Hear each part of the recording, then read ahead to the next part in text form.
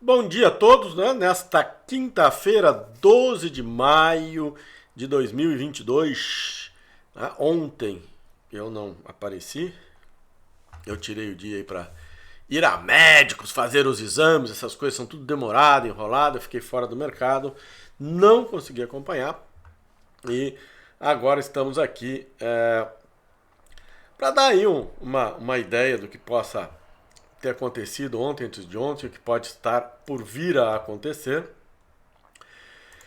Então vamos dar uma olhadinha aqui no mercado lá fora, primeiro, porque as coisas não estavam muito boas lá fora, né? A situação do mercado, vamos voltar aqui, né? O mercado estava ruim, né? Caiu feio, juros americanos, e além dos juros americanos, as bolsas caíram ontem, né? Nasdaq e tal. O mercado veio feio. Vamos ver o que a gente tem aqui. Petróleo, queda de 1,44, né? Já teve a 102, já voltou para 104. Né?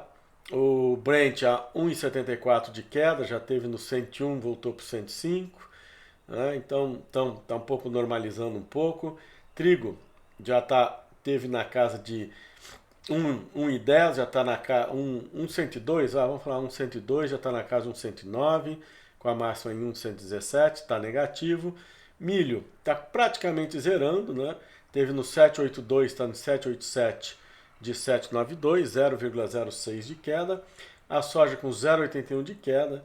Teve a 15,90, já está 15,93 com a máxima de 16,10. Café, né, já teve a 214, está 216, agora uma queda de 1,64. Vamos dar uma olhadinha aqui nas principais índices aqui, né? Os principais índices. A situação foi bastante pesada, né, na Ásia. A Ásia fechou bastante queda, né?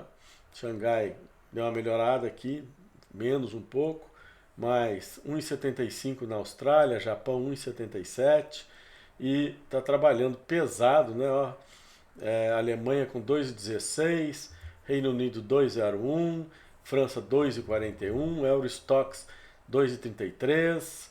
Né? Então você vê que a gente tem aqui, vamos ver, Espanha 1,69. Aqui nós temos a Itália, né, com 1,60, então, né, Portugal 2,60. As quedas estão generalizadas aí de novo, instabilidade, volatilidade, essa aparente possibilidade aí com a inflação americana de a gente ver de vermos aí os juros americanos numa tendência de alta aí por um tempo mais longo, levando aí a possíveis recessões e aplicações nos títulos do Tesouro Americano e assim por diante. Então, com isso, os mercados recuam. Aí acontece que o nosso mercado aqui também recua. Né? A gente estava com uma semana de recuperação, 91,63 me parece que era me parece ser um suporte bastante importante, né?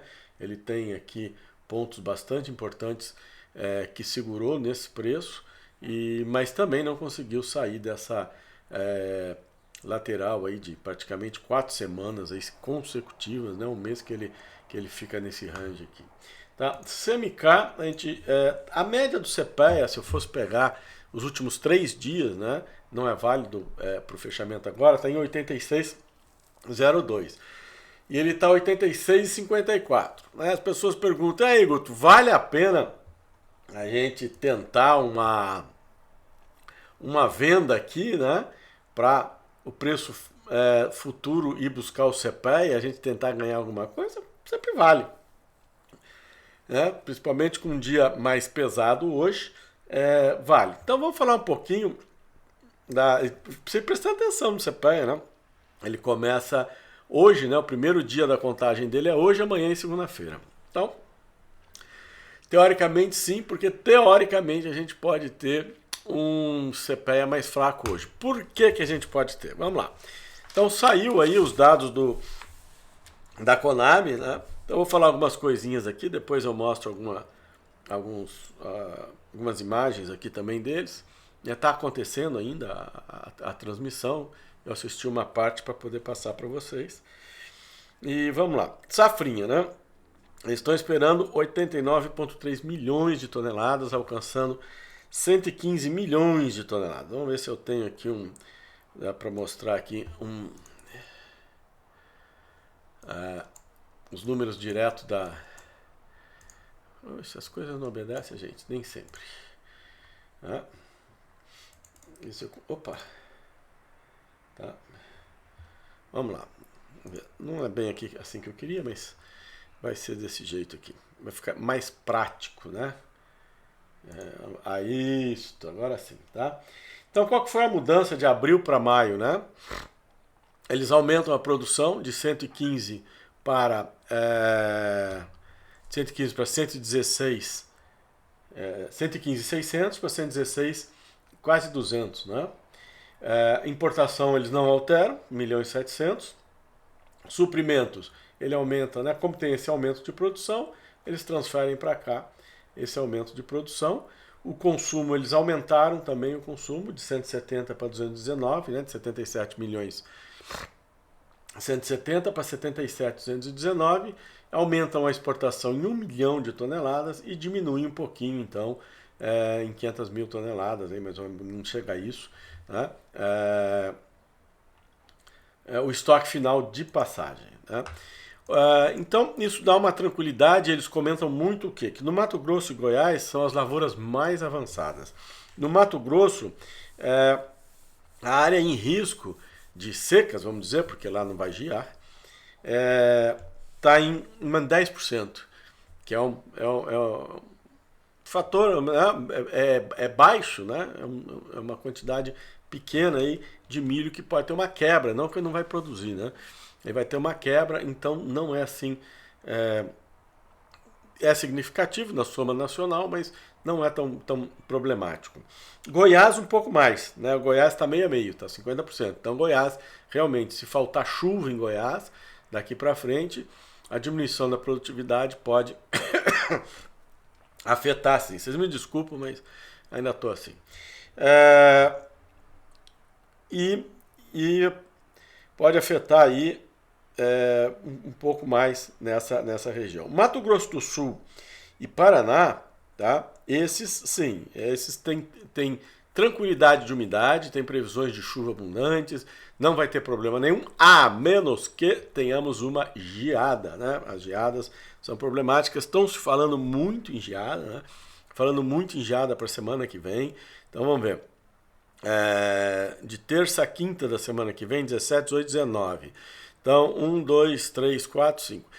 A gente só pode considerar, a partir de amanhã ou sábado, previsões mais concretas sobre esse frio, né? Você não consegue, com mais de 5 dias de antecedência, é muito difícil, as previsões não são precisas, né?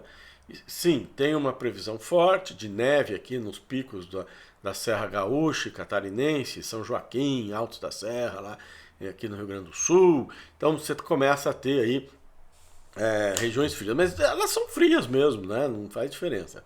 O que pode mudar isso é se essa frente fria realmente for intensa e ela entrar mais pelo centro do continente. Aí sim, aí nas altitudes como os cafés de Minas podem ser atingidos, tá certo? E se ela realmente for mais intensa ainda, pode pegar não só os milhos de baixada, mas pode pegar meio que generalizado. Então, estamos no mercado clima. Aí, pensar em vendas, né, começa a ficar um pouco complicado em termos de mercado clima. Porém, tem muito milho estocado e vem uma safrinha aí de 115 milhões de toneladas. Esses 89,3 milhões de toneladas, a Conab já está considerando as secas no Centro-Oeste. Eles são claros em dizer isso, né? Não consideram o frio porque eles não têm como mensurar o frio, né, com antecedência, nem sabe a amplitude que esse frio vai ter. Então, eles não colocaram o frio como um problema, como quebra de safra. Eles colocaram quebra de safra dentro da seca provável que a gente tem pela frente aí. Tá? Então, o que derrubou muitos preços agora em abril foi a necessidade de abrir espaço para essa safra muito grande. A soja está sendo escoada, já abre espaço naturalmente, né? A safra quebrou, então também a gente tem aí uma situação mais tranquila, é normal, né? Até julho exportar o que der para exportar de soja, normalmente é o que ocorre. O segundo semestre fica para o milho. O milho está sendo antecipado, tanto Goiás quanto Mato Grosso. Vamos ver aqui, acho que tem uma outra. Esse aqui é geral, mas a gente tem. Deixa eu ver se eu consigo colocar aqui tela cheia. Precisa ficar com isso aqui. Aqui, vamos lá. Vamos ver se eu consigo. Qualquer coisa, deixa eu ver se eu consigo aumentar isso. Agora eu tirei da tela cheia. Aqui.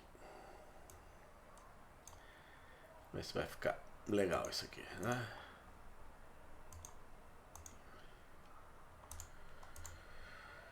Olha lá. Tá? Então, essa é a condição que a Conab passou hoje no milho. Maturação 5,6%, tá?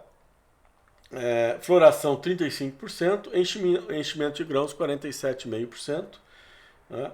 E desenvolvimento vegetativo 11,9%. Então, a gente tem que imaginar que esses números, essa aqui é uma parte bastante importante, né? Esse enchimento de grão, que é o que pode sofrer, que são as lavouras mais plantadas mais cedo. Então, realmente, são as lavouras que estão no Mato Grosso do Sul, Goiás, né, por ali, que são as lavouras que estão bem antecipadas. Essas que estão em floração e desenvolvimento vegetativo, elas estão em regiões com muita chuva, segundo a Conab. Regiões que não vão ter problema de umidade, que vai correr tudo bem.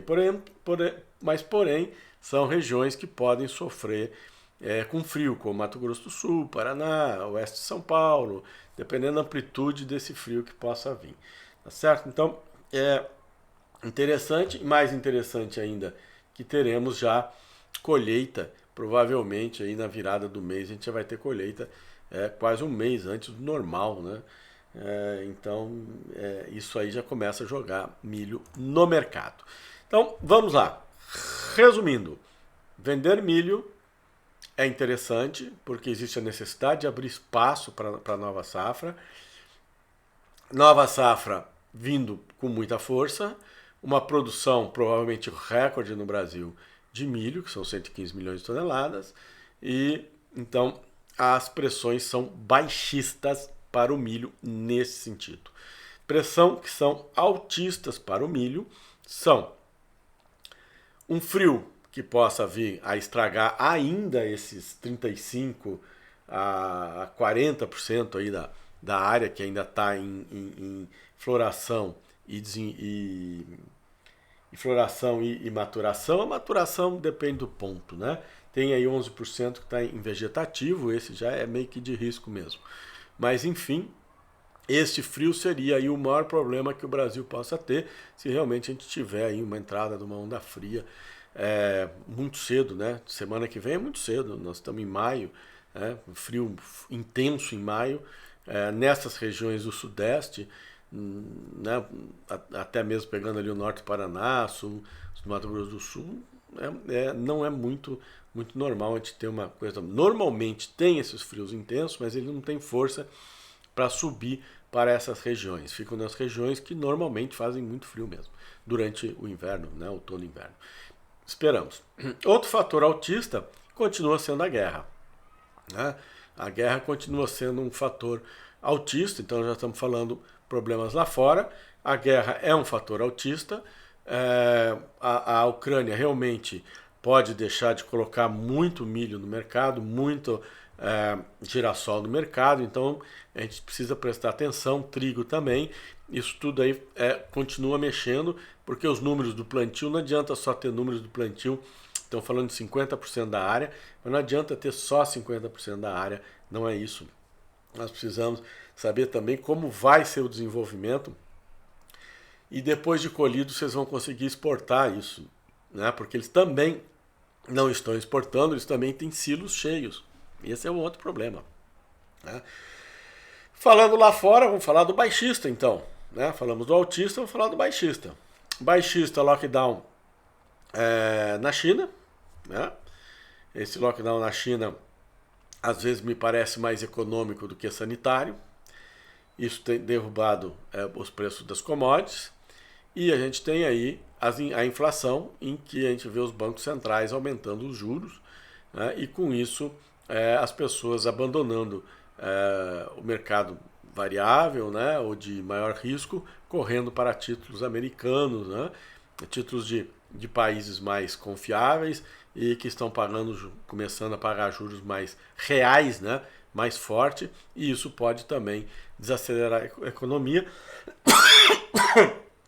trazendo até mesmo uma recessão. Então é um mercado que está assim, delicado. Essa época do ano é assim, né? No segundo semestre a gente também tem um período que é assim, mas essas definições vindo por aí começam a ficar interessantes, né? Bom, vamos voltar aqui no... Deixa eu tirar essa... Pronto. Então, vamos voltar aqui no milho, né? Rapidamente. Não esqueçam que hoje é quinta-feira, às 16 horas ao vivo, com o Bo Williams. Então, não vou falar muita coisa aqui.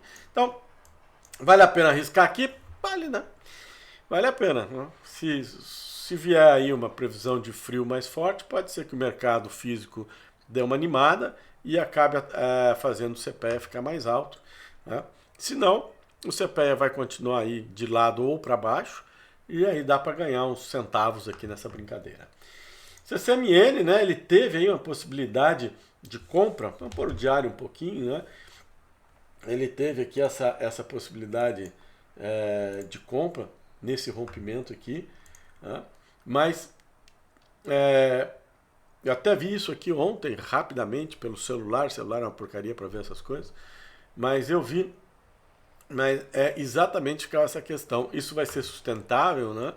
Dentro das condições, das coisas que estão ocorrendo, né? Ou é só especulação clima, né? Boato clima. Então a gente tem que tomar esse cuidado para que nós possamos fazer uma compra. O ideal seria o quê? Que ele voltasse de novo aqui na média, não perdesse a média e iniciasse mais um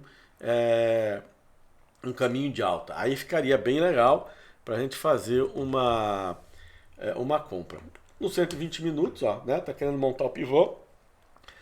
Vai ser interessante. O estocástico lento está muito alto, né? Então seria interessante que ele continuasse um pouco mais essa queda para que esse estocástico voltasse aqui para dentro, para que tentássemos aí uma compra, tá certo?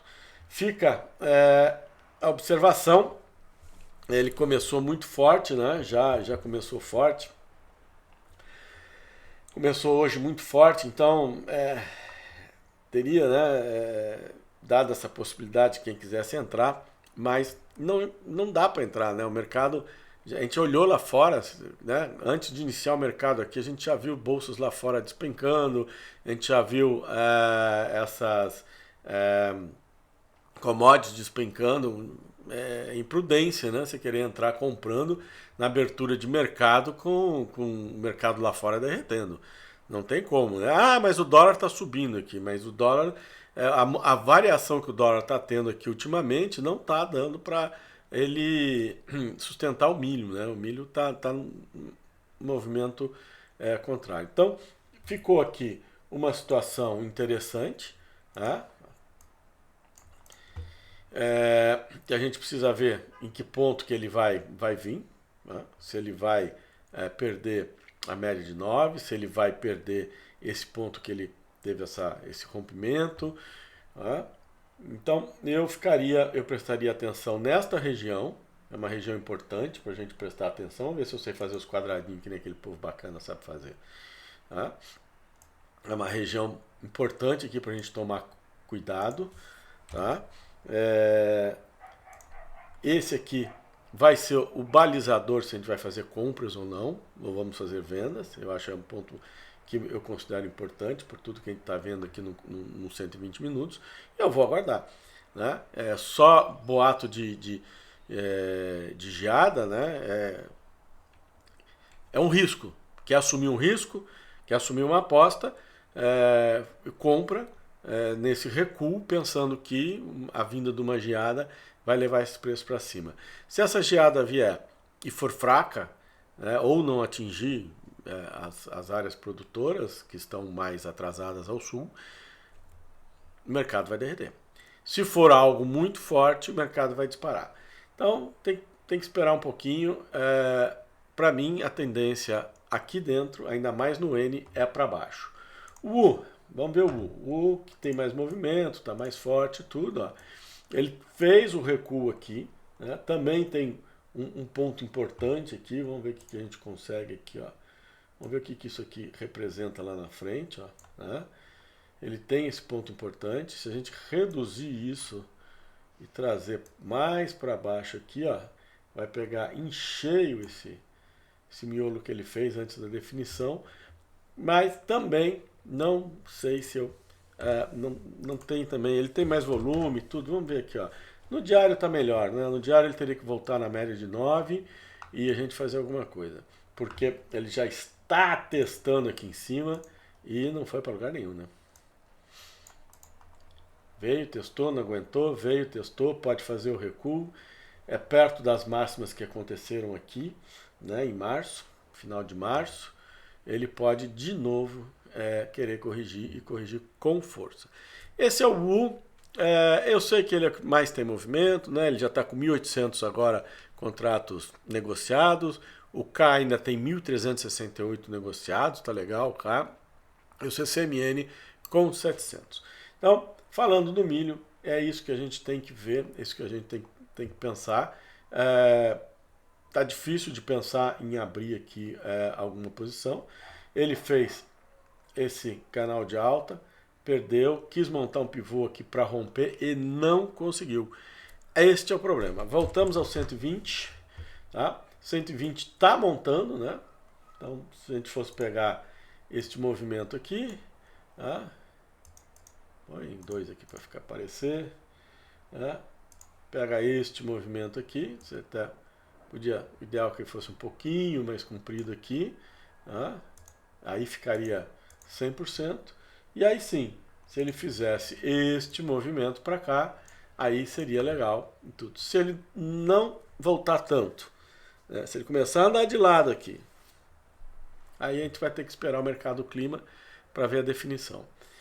Se ele não segurar na média de 50, ele pode vir na média de 200. Então, fala, Guto, o que eu faço? Eu não faço nada. Eu espero, tá? Eu talvez quisesse tentar, não está dando para tentar nem day trade, né? Quem teve a felicidade de vender na abertura, entendendo que, apesar de estar abrindo em alta aqui, o mercado lá fora estava pesado, talvez tenha se dado, né? Conseguido aí tirar de 50 a 80, até mesmo perto de R$1 aí por saca, fez um day trade rápido. Vou parar por aqui, não vou entrar em boi, milho e soja. 4 horas da tarde, nós temos aí ao vivo, né, com o Bo Williams, ok? Aquele bate-papo, Ficube com commodities, né?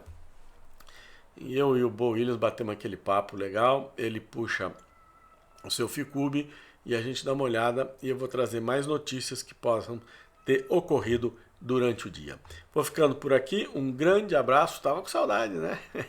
Não deixe de dar o seu like, se inscrever, tá certo? Pôr o sininho aí. Bye, bye.